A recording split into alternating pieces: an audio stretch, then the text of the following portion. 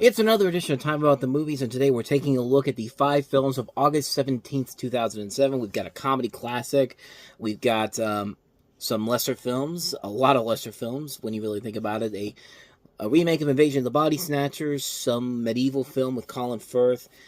We have a movie where it's about two guys who are who are the greatest Donkey Kong players of all time, and a British comedy that eventually led to an American remake, but we'll delve into all those in just a little bit. But before we do any of that, we gotta talk about the biggest new release of the weekend, and there was no bigger new release this weekend than Superbad. I can't imagine what you're going to do without each other. Evan told me you didn't get into Dartmouth. Yeah, I'm going to cry myself to sleep every night. Me too. Go to school, boys. Bye. Take care of those. From the guys who brought you the 40-year-old virgin and knocked up. Get my brand new ID. It doesn't even have a first name. It just says McLovin? Yeah. Great name. Sounds like a sexy hamburger. On August 17th, after a lifetime of friendship. We got into different schools. Sucks. It's not too bad. I mean, it should be okay. I'm not too worried about it. Don't worry about it. I'm not worried at all. They've got one last chance. You know when you hear girls saying, "Oh, I shouldn't have slept with that guy." We could be that mistake. To get it right. You sick bitch!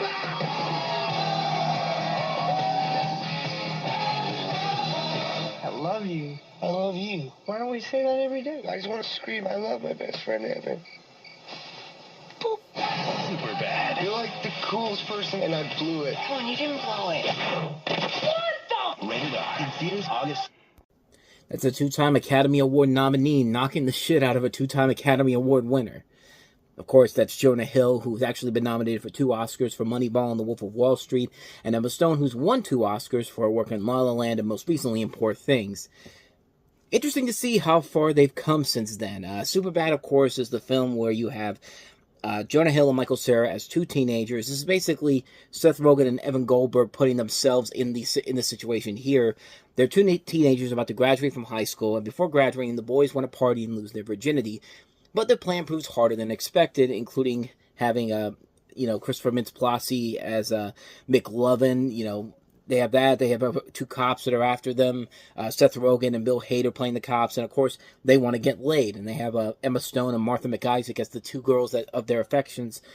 And just chaos and hilarity ensues. I've been talking about One of Them Days recently because I just saw it this weekend, and this was another movie I should have brought up when I was talking about that movie because it feels very similar to that movie in particular, where it takes place over the course of one day and one night, actually, and you have these 2 best friends who are going off to college after this season, after this year, actually, but, their friendship is going to be tested going forward, and, they're in this situation here where they basically have to, get through this one night and, have the ultimate dreams before they go off to college, and that includes losing their virginity and all that stuff, and partying and doing stuff, and it's about as chaotic and fun as you can get, and it's a great, great movie, man. It's one of the best coming-of-age comedies you'll ever see because of all the performances, not just from Hill, Cera, Mintz-Plasse, and Emma Stone, but a great supporting cast that includes Rogen and Bill Hader as the cops. They are absolutely hilarious in here.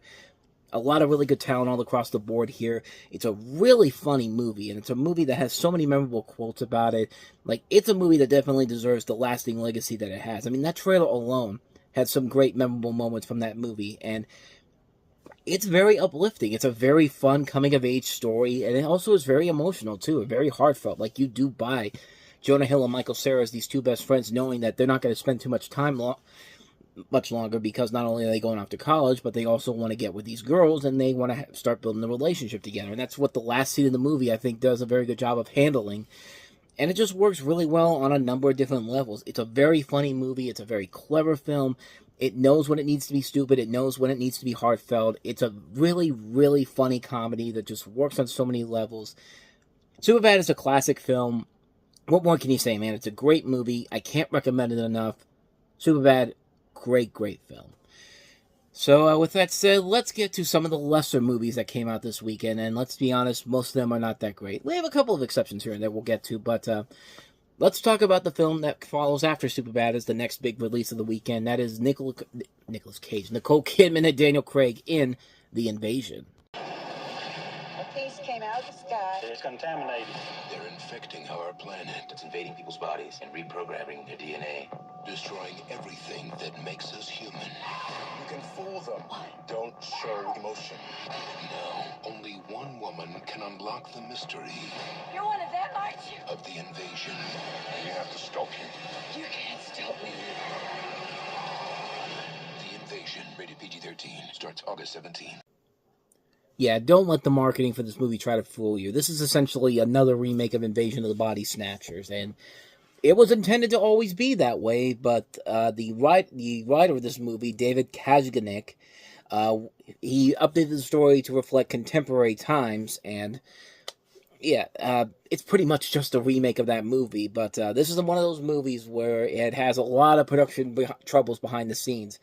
You have Nicole Kidman as a psychiatrist in Washington, D.C., who finds that everyone around her turns into emotionless beings shortly after a space shuttle crashes to Earth, bringing with it mysterious alien spores.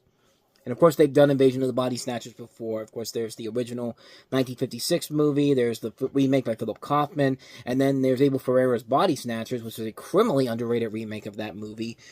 But this one, yeah, judging by the fact that the studio was not happy with the original cut, and they basically had to hire the Wachowskis and James McTeague from V for Vendetta to reshoot the scenes in the movie, that should give you a sign right there that this is not going to be a good movie, and yeah, it's not a good movie at all. It's a very boring movie when you really look at it, because, yeah, everybody here is incredibly lifeless, but in other movies, in other remakes, there's at least something there that makes them somewhat threatening.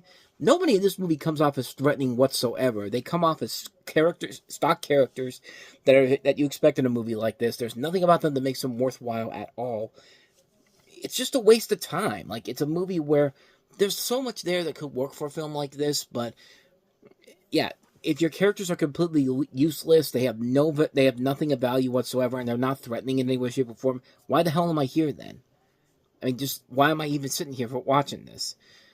I just never really felt anything from this whatsoever. It's a boring film. It's lifeless. Nothing is scary. Nothing is threatening in any way, shape, or form. Nicole Kidman and Daniel Craig deserve much better than this, and there should be a much better remake than this. Everything about it just doesn't work. It just is another black mark of a really bad year for Warner Brothers. They've had a couple of hits here and there, but when they try to do movies like this, and stuff like the Hilary Swank movie from earlier in the year, I can't remember what it was now. It's the one with Idris Elba, but they've had movies like that, but yeah, it's just part of a really lackluster year for them when it comes to movies like this. They want so much more from it, and it's just not there. Yeah, avoid this one like the plague, The Invasion. So, with that said, let us move on to our next movie, which is The Last Legion.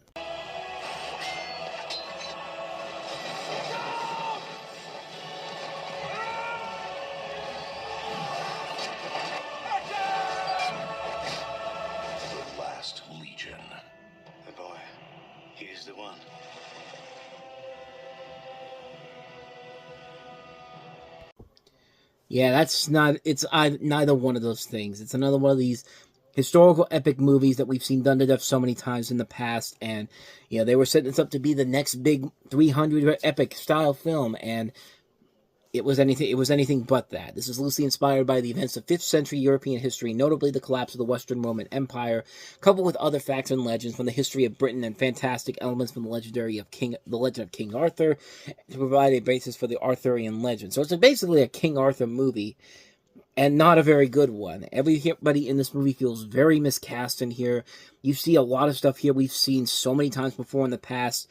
And kind of like with The Invasion, you don't get behind any of these characters because they're not threatening, they're not heroic, they're just stock characters. They're just there to do stuff that you expect in a movie like this. The action sequences, overall, are very much the same thing that we've seen done to death in so many other movies. There's nothing original about this movie whatsoever. Everything you've seen here is just copy and paste from other movies of similar lengths, but done much better. Nothing about this movie works, wasting a great cast that includes Colin Firth, Ben Kingsley, John Hannah, Ian Glenn, and Aishwarya Rai, Thomas Brody Sangster. Just so many better movies these people could be involved in, but no, they had to pick this movie. yeah, this is a bad movie, and not much more to really say about this one, but it's a lifeless film. You don't get behind anything that they're doing in this film. It's a boring movie. Nothing engaging happens whatsoever. Avoid this one like the plague, The Last Legion. So with that said, let's go ahead and move on to our next movie. Let's get back to some good movies. How about that? Here's Frank Oz's Death at a Funeral. On this quiet country estate, on this solemn occasion, saying goodbye has never been this much fun. From the director of In and Out and Bowfinger, the film Jeffrey Lyons calls screamingly funny. It's the most crowd-pleasing British comedy since Four Weddings and a Funeral. Exciting, isn't it? Death at a Funeral. Who's this? Pardon me? That's not my father. Oh, I've taken the wrong one. Rated R. Starts Friday. Yeah, this was a movie that was so good that they made an American remake of it, which is very much the same movie. But, yeah, this one is actually, this was also the last film directed by Frank Oz, which I've seen a lot of his movies I've liked. You know, What About Bob? He's done a lot of stuff with the Muppets. He did In and Out, of course. I had no idea this was actually his last movie as a whole, but you focus on a family attempting to resolve a variety of problems when they attend the funeral of the patriarch of the family, and you have a cast that includes Peter Dinklage, Matthew McFadden from Succession, Alan Tudyk, and also Ewan Bremer among the cast in the film. And it's a really funny movie. It's a very funny, silly movie that works because you got all these talented people involved in here. I only ever saw the 2010 remake of the film, which I didn't think was that bad, but it took me a long time to actually see this film, and yeah, if I had to pick which one's the better film, this one is definitely the much better film. This is the one that I think has the better laughs in it, the better humor, like the better situations for comedy, the better cast involved here. And it doesn't feel like a mainstream movie. It feels like a film where you could tell that they were really putting their effort into it without a studio looking at them behind their backs and seeing what they were doing. And it's a very funny film. It's a very ridiculous movie. It's very silly. It's over the top, and it's very fun all across the board here. It's a really fun film. I really enjoyed this one a lot. I definitely recommend checking it out. I'd also recommend the remake. I think that, even though I think the remake is definitely lesser than the original film, I think the remake's pretty good too. And we'll delve more into that when we get to 2010. But the original Death of the Funeral is pretty good too. So, and let's go ahead and wrap this episode up with the last one we have here. That's The King of Kong, A Fistful of Quarters. Go!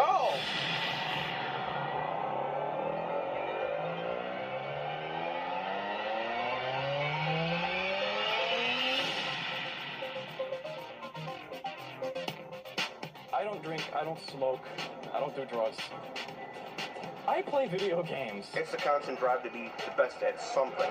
When you want your name written into history, you have to pay the price. The fact of the matter is, Bill is the best classic arcade gamer of our era.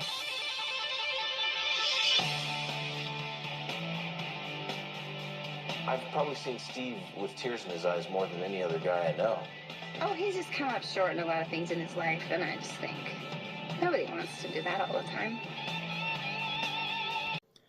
So this is a story where you have a high school teacher, Steve Wibe, in his attempts to take down the high score record for the 1981 arcade game Donkey Kong from Billy Mitchell. Now, if you've ever seen the regular show episode where Mordecai and Rigby play the arcade game and get the high score, this is basically what they're making fun of in that episode. And, yeah, it's a very stupid concept overall, but it makes for a very engaging and entertaining documentary from Seth Gordon, who would later go on to direct such films as Four Christmases, and most recently he did Back in Action with Jamie Foxx and Cameron Diaz.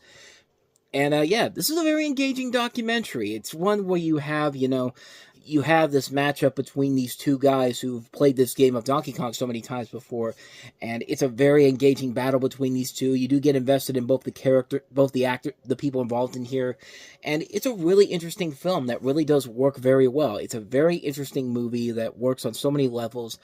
If you grew up with these video games like I did, I grew up with these video games mostly whenever they were reissued on the Super Nintendo. We didn't really get them. If you've even played Pac-Man, the original Pac-Man games in the arcade, anywhere you go, you can definitely get a lot of, feels for this movie in particular. And I think it's a very engaging film. It's a really interesting documentary. It's one I highly recommend checking out. Really, really good stuff here. The King of Kong, A Fistful of Quarters. I highly recommend it.